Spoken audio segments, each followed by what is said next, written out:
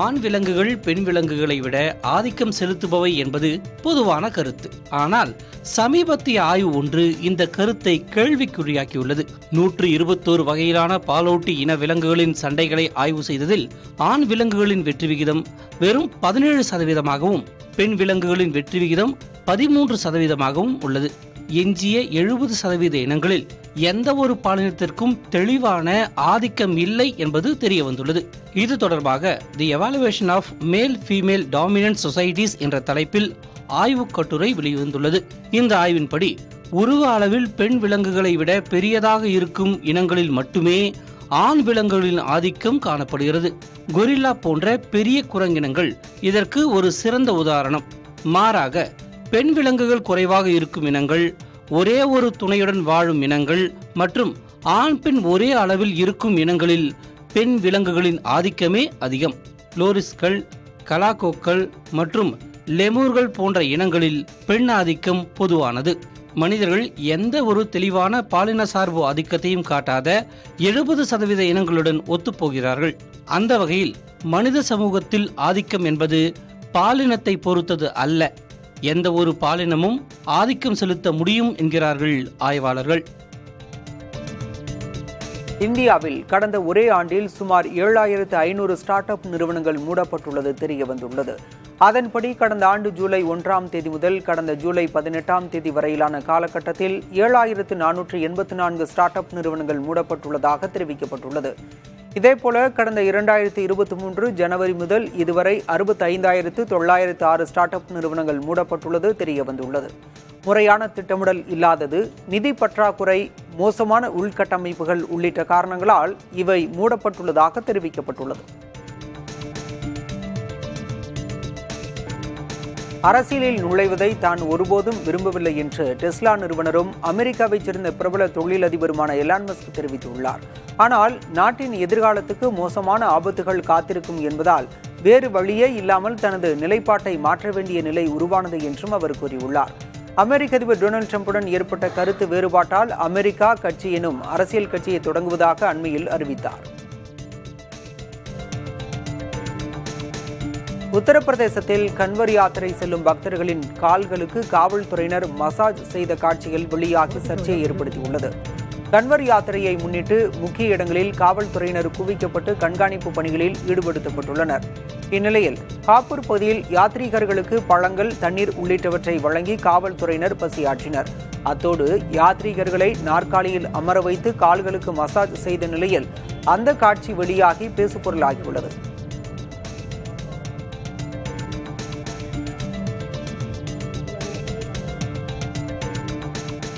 குஜராத் மாநிலம் வதோதராவில் சாலையில் முதலை சென்றதால் போக்குவரத்து நெரிசல் ஏற்பட்டது. சாலையில் முதலை ஊர்ந்து செல்வதை கண்ட பொதுமக்கள் வாகனங்களை நிறுத்திவிட்டு புகைப்படங்களை எடுத்தனர். வனத்துறை மீட்புக் குழுவினர் வரவழைக்கப்பட்டு முதலைக்கு எந்த தீங்கும் ஏற்படாமல் பிடிக்கப்பட்டது. சமீபத்திய மழையை தொடர்ந்து விஸ்வாமித்ரி ஆற்றில் நீர்மட்டம் உயர்ந்ததால் முதலை வெளியே வந்திருக்கலாம் என்று அதிகாரிகள் தெரிவித்தனர்.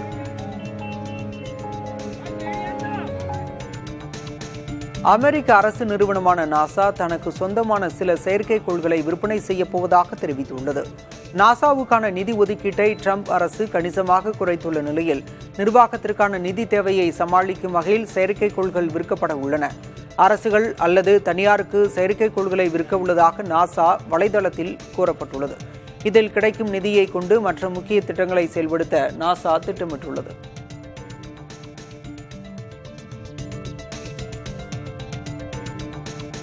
இந்தியாவின் பாரம்பரிய கல்வி அறிவை பாதுகாக்கும் முயற்சியாக கலாச்சார அமைச்சகம் ஞான் பாரத மிஷன் என்ற திட்டத்தின் கீழ் 100 ஆண்டுகளுக்கு முன்பு எழுதப்பட்ட பழமையான கையெழுத்து ஆவணங்களை ஆண்ட்ராய்டு மற்றும் iOS செயலியில் டிஜிட்டல் வடிவில் வெளியிட உள்ளது. இந்த செயலி வரலாற்றாளர்கள், ஆராய்ச்சியாளர்கள் மற்றும் மாணவர்களுக்கு பயனளிக்கும் வகையில் உருவாகிறது. இந்த திட்டம் 3 ஆண்டுகள் நீடிக்கும் எனவும் நூல்கள், ஓலைச்சுவடிகள் உள்ளிட்ட 50 கோடி பக்க ஆவணங்கள் டிஜிட்டல் மயமாக்கப்பட உள்ளதாகவும் அதிகாரிகள் தெரிவித்துள்ளனர்.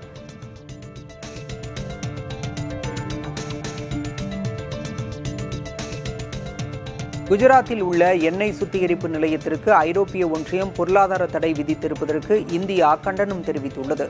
ரஷ்யா மீது ஐரோப்பிய ஒன்றியம் புதிய பொருளாதார தடைகளை விதித்துள்ளது.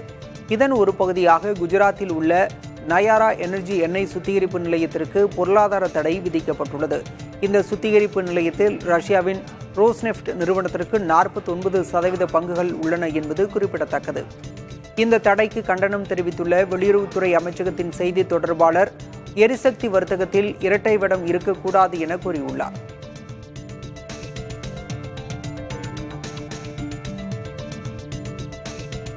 இஸ்ரேலின் கொடூர தாக்குதலுக்கு ஆளாகியிருக்கும் காசாவிலிருந்து வெளியாகி வரும் காட்சிகள் கண்கலங்க வைக்கும் வகையில் உள்ளது. ஒரு சிறுவன் தன் தாயுடனும் சகோதரனுடனும் சாலையில் நடந்து வரும்போது திடீரென பின்னாலிருந்து குண்டு சத்தம் கேட்கிறது. அடுத்த நொடியே தாயும் பிள்ளையும் இருவேறு திசைகளில் தெரித்து ஓடுகின்றனர். சில நொடிகளில் வானை முட்டும் கரும்புகை எழுகிறது. இது போன்ற நிகழ்வுகள் தங்களுக்கு பழகிவிட்டதாக காசா மக்கள் கூறுகின்றனர். தங்களை காசா மண்ணிலிருந்து நிரந்தரமாக வெளியேற்றுவதே இஸ்ரேலின் தொடர் தாக்குதல்களின் நோக்கம் என அந்த மக்கள் கூறுகின்றனர்.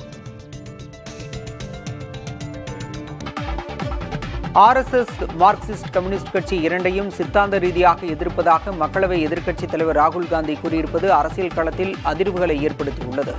வெள்ளிக்கிழமையன்று கேரள முன்னாள் முதல்வர் உம்மன் சாண்டியின் நினைவு தின நிகழ்வில் ராகுல் காந்தி உரையாற்றினார். அப்போது RSS மார்க்சிஸ்ட் கம்யூனிஸ்ட் இரண்டுக்கும் மக்கள் மீது பரிவுணர்வு இல்லை என்று கூறினார். தேசிய அளவில் காங்கிரசும் இரு இடதுசாரி கட்சிகளும் இணக்கமாக உள்ள நிலையில் கேரளாவில் எதிரெதிர் துருவங்களாக உள்ளன. மக்களவைத் தேர்தலில் இந்திய கம்யூனிஸ்ட் வேட்பாளர் ஆனி ராஜாவை எதிர்த்து வயநாட்டில் ராகுல் காந்தி போட்டியிட்டிருந்தார். இப்போது பாஜகவின் சித்தாந்த வழிகாட்டியான RSS அமைப்பையும் மார்க்சிஸ்ட் கம்யூனிஸ்ட் கட்சியையும் சமப்படுத்தி பேசியுள்ளார். இதற்கு மார்க்சிஸ்ட் கம்யூனிஸ்ட் தேசிய பொதுச் செயலாளர் MA பேபி கண்டனம் தெரிவித்துள்ளார்.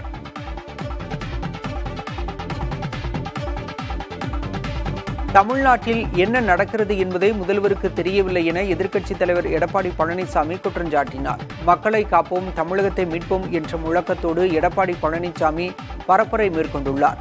நேற்று இரவு வேளாங்கண்ணி வந்த அவர் தனியார் விடுதியில் தங்கியிருந்தார். இன்று காலை வேளாங்கண்ணி ஆரோக்கிய மாதா பேராலயத்தில் எடப்பாடி பழனிசாமி சிறப்பு பிரார்த்தனையில் ஈடுபட்டார். தொடர்ந்து அவர் செருதூர் வெள்ளையாற்று முகத்துவாரத்தை பார்வையிட்டார். பின்னர் புத்தூரில் உள்ள தனியார் மண்டபத்தில் விவசாயிகள், மீனவர்கள், வர்த்தகர்கள், சிறு குறு தொழில் கூட்டமைப்பினருடன் எடப்பாடி பழனிசாமி கலந்துரையாடினார். அவரிடம் விவசாயிகள், மீனவர்கள் உள்ளிட்டோர் பல்வேறு கோரிக்கைகளை முன்வைத்தனர்.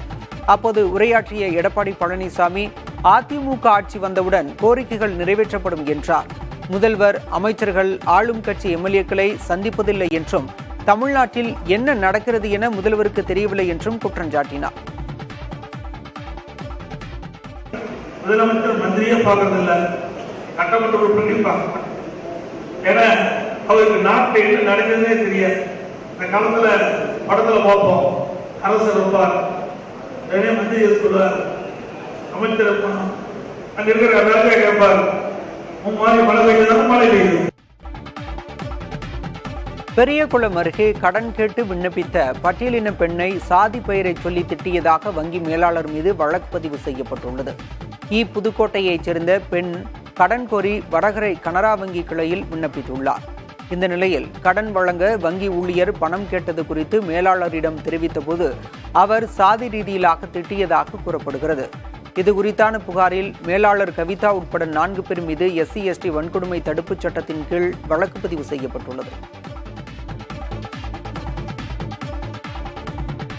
எங்களுடைய முருகன் RSS அரை டவுசரை அணிய மாட்டார் என பள்ளிக்கல்வித்துறை அமைச்சர் அன்பில் மகேஷ் பொய்யாமொழி தெரிவித்துள்ளார். அமைச்சர் அன்பில் மகேஷ் பொய்யாமொழி எழுதிய தேசிய கல்விக் கொள்கை 2020 எனும் மத யானை நூலின் திறனாய்வு கூட்டம் தஞ்சாவூர் பழைய பேருந்து நிலையம் அருகே உள்ள அண்ணா நூற்றாண்டு மண்டபத்தில் நடைபெற்றது. நிகழ்ச்சியில் பேசிய அவர், ஒட்டுமொத்த இந்தியாவுக்கே ஒளி தரக்கூடிய கல்வி மாநிலமாக தமிழகம் என்றைக்கும் விளங்கி வருகிறது என்றார்.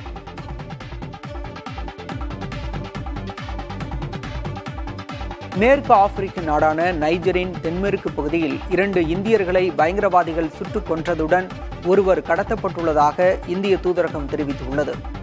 தொசோ பகுதியில் நடைபெற்று வரும் கட்டுமான பணிகளுக்கு அந்நாட்டு ராணுவ படையினர் பாதுகாப்பு வழங்கி வந்தனர். இந்நிலையில் அங்கு திடீரென பயங்கரவாதிகள் தாக்குதல் நடத்தியதாக கூறப்படுகிறது. இதில் 2 இந்தியர்கள் கொல்லப்பட்டனர். இதற்கிடையே நைஜரில் வசிக்கும் இந்தியர்கள் அனைவரும் பாதுகாப்பாக இருக்குமாறு இந்திய தூதரக அதிகாரிகள் அறிவுறுத்தியுள்ளனர்.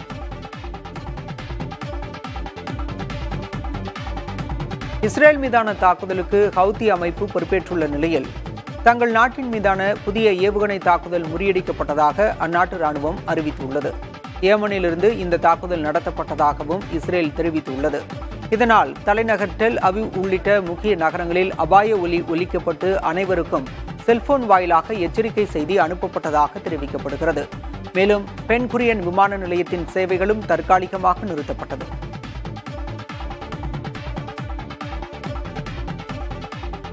விழுப்புரத்தில் 16 வயது சிறுமியை பாலியல் வன்கொடுமை செய்த வழக்கில் குற்றவாளிக்கு 20 ஆண்டுகள் சிறை தண்டனை விதித்து நீதிமன்றம் உத்தரவிட்டது. 2022ஆம் ஆண்டு நடைபெற்ற இந்த சம்பவம் தொடர்பான வழக்கு விசாரணை விழுப்புரம் போக்சோ நீதிமன்றத்தில் நடைபெற்று வந்தது.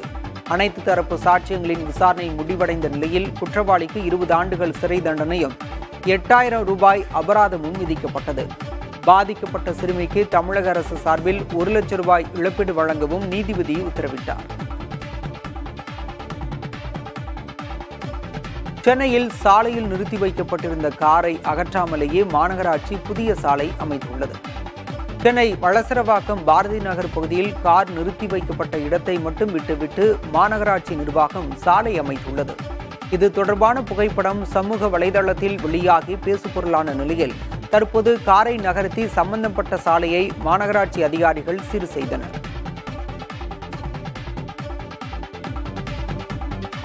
கள்ளக்குறிச்சி மாவட்டம் திருக்கோவிலூரில் பாமகவின் இரு தரப்பினரிடையே கைகலப்பு ஏற்பட்டது. பாமகவின் அன்புமணி தரப்பைச் சேர்ந்த செள்ளியன் என்பவர் திருக்கோவிலூர் புறவழிச்சாலையில் பெட்ரோல் நிலையம் நடத்தி வருகிறார்.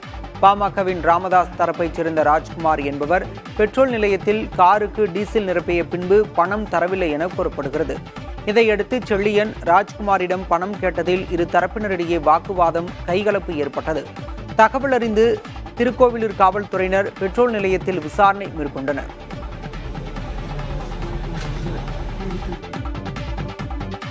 திருமலை திருப்பதி தேவஸ்தானத்தில் இந்து மத விதிமுறைகளை பின்பற்ற தவறியதாக கூறி துணை இன்ஜினியர் உட்பட 4 இந்து அல்லாத ஊழியர்கள் பணியிடை நீக்கம் செய்யப்பட்டுள்ளனர். துணை நிர்வாக அதிகாரி ஒருவர் தேவாலயத்திற்கு சென்று வழிபட்ட காரணத்தால் ஏற்கனவே சஸ்பெண்ட் செய்யப்பட்டார். இந்நிலையில் தேவஸ்தான விழிப்புணர்வு துறையின் விசாரணை அறிக்கை அடிப்படையில் துணை பொறியாளர் எலிசர், செவிலியர் ரோசி, மருந்து ஆளுநர் பத்மாவதி, ஆயுர்வேத மருத்துவமனை ஊழியர் அசுந்தா ஆகியோர் மீது நடவடிக்கை எடுக்கப்பட்டுள்ளது.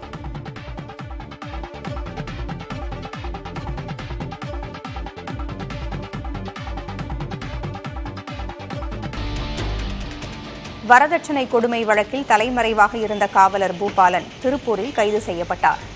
மதுரை அப்பன் திருப்பதி காவல் நிலையத்தில் இளம்பெண் அளித்த புகாரின் அடிப்படையில் அவரது கணவரான காவலர் பூபாலன், மாமனார் செந்தில்குமரன், மாமியார் விஜயா மற்றும் நாத்தனார் அனிதா ஆகியோர் மீது வரதட்சணை கொடுமை வழக்கு பதிவு செய்யப்பட்டது. இவர்களில் பூபாலன் மற்றும் அவரது தந்தை செந்தில்குமரன் ஏற்கனவே பணியிடை நீக்கம் செய்யப்பட்டனர் என்பது குறிப்பிடத்தக்கது.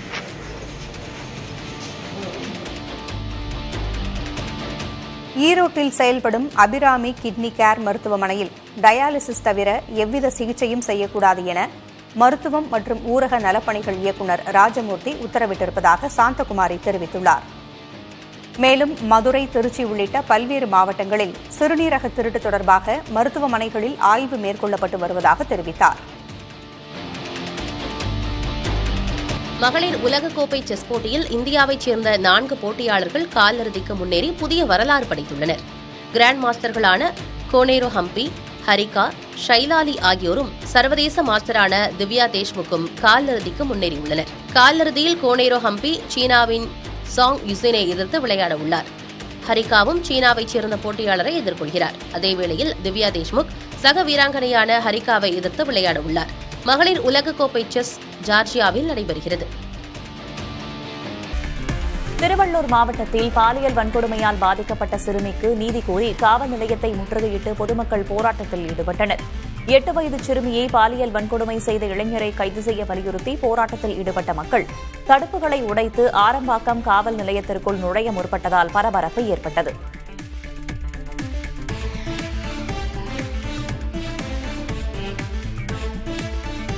திருவள்ளூரில் 8 வயது சிறுமி சுவிட்சர்லாந்தில் நடைபெற்று வரும் மகளிர் யூரோ கோப்பை கால்பந்து போட்டியில் ஸ்பெயின் அணி அரையிறுதிக்கு முன்னேறியது. பெர்ன் நகரில் நடைபெற்ற காலிறுதியில் சுவிட்சர்லாந்து அணியை எதிர்த்து ஸ்பெயின் விளையாடியது. இந்த போட்டியில் தொடக்க முதலே ஆதிக்கம் செலுத்திய ஸ்பெயின் அணி 2-0 என்ற கோல்கள் கணக்கில் வெற்றியை வசப்படுத்தியது. இந்தியா கூட்டணிக்கு அடிப்படை சித்தாந்த ஒற்றுமை இல்லாததால் 2024 மக்களவைத் தேர்தலில் வெற்றி பெற முடியவில்லை என்று இந்திய கம்யூனிஸ்ட் கட்சியின் அரசியல் தீர்மானம் தெரிவித்துள்ளது. செப்டம்பர் 21 முதல் 25 வரை சண்டிகரில் நடைபெறவுள்ள கட்சி மாநாட்டில் நிறைவேற்றப்படவுள்ள தீர்மானத்தின் வரைவு வெள்ளிக்கிழமை வெளியிடப்பட்டது. இந்தியா கூட்டணியில் உள்ள பல கட்சிகள் தன்னிச்சையாகவும் போட்டி மனப்பான்மையுடனும் செயல்பட்டது வெற்றியை குறைத்ததாக தீர்மானம் சுட்டிக்காட்டியது. கேரளாவின் வயநாட்டில் சிபிஐ வேட்பாளருக்கு எதிராக ராகுல் காந்தி போட்டியிட்டது எதிர்க்கட்சிகளின் ஒற்றுமைக்கு தடையாக இருந்ததாகவும் கூறப்பட்டுள்ளது. தொகுதி பங்கீட்டு பேச்சுவார்த்தைகள் சச்சரவுகளுக்கு வித்திட்டதையும் கட்சிகளுக்குள் சித்தாந்த ஒத்துசைவு இல்லாததையும் தீர்மானம் விமர்சித்துள்ளது. இதனால் பாஜக எதிர்ப்பை தாண்டி வாக்காளர்களை ஈர்க்கும் வகையிலான பொதுவான கொள்கை திட்டத்தை உருவாக்க முடியவில்லை என்று கூறப்பட்டுள்ளது. இந்தியா கூட்டணியின் மிகப்பெரிய கட்சியான காங்கிரஸ் மதச்சார்பின்மை, கூட்டாட்சி போன்ற முக்கிய விவகாரங்களில் நிலைத்தன்மையை பேண வேண்டும் என்றும் இந்திய கம்யூனிஸ்ட் கட்சி வலியுறுத்தியுள்ளது. கள்ளக்குறிச்சி மாவட்டம் கனியாமூர் தனியார் பள்ளியில் மாணவி ஸ்ரீமதி உயிரிழந்ததால் நேரிட்ட வன்முறை தொடர்பான வழக்கு விசாரணைக்காக 300க்கும் மேற்பட்டோர் கள்ளக்குறிச்சி 2வது குற்றவியல் நீதித்துறை நடுவர் நீதிமன்றத்தில் ஆஜராகினர். வழக்கு விசாரணையை வரும் செப்டம்பர் 19ஆம் தேதிக்கு ஒத்திவைத்து நீதிபதி ரீனா உத்தரவிட்டார். கனியாமூர் பள்ளியில் 2022ஆம் ஆண்டு மாணவி உயிரிழந்ததால் வன்முறையில் ஈடுபட்டோர் மீது பள்ளியை சூறையாடியது, பொருட்களை திருடியது உள்ளிட்ட வழக்குகள் தொடரப்பட்டுள்ளன. அகமதாபாத்தில் நடந்த ஏர் இந்தியா விமான விபத்தின் விசாரணையில் புதிய திருப்பம் ஏற்படலாம் என அமெரிக்க தேசிய போக்குவரத்து பாதுகாப்பு வாரியம் தெரிவித்துள்ளது. ஏர் இந்தியா விபத்து குறித்து அண்மையில் வெளியிடப்பட்டுள்ள அறிக்கைகள் ஊகத்தின் அடிப்படையில் சொல்லப்பட்டிருப்பவையே என்றும், இப்போதே விபத்துக்கு இதுதான் காரணம் என்று ஒரு முடிவுக்கு வந்துவிட்டால் அது தவறான முன்னுதாரணமாக அமைந்துவிடும் என்றும் அந்த வாரியம் கூறியுள்ளது. இதுபோன்ற பெரும் விமான விபத்தில் உண்மையில் நடந்தது என்ன என்பதை கண்டறிய நிச்சயம் கால அவகாசம் கூடுதலாக தேவைப்படும் என்றும் அமெரிக்காவைச் சேர்ந்த விமான விபத்து விசாரணை அமைப்பு குறிப்பிட்டுள்ளது. முன்னதாக இதே கருத்தையே ஏர் இந்தியாவும் விமான விபத்து புலனாய்வு அமைப்பும் தெரிவித்திருந்தன. அகமதாபாத்தில் கடந்த ஜூன் மாதம் 12ஆம் தேதி ஏர் இந்தியா விமானமான AI-171 விபத்துக்குள்ளானது. இதில் 270க்கும் மேற்பட்ட பயணிகள் உயிரிழந்தனர்.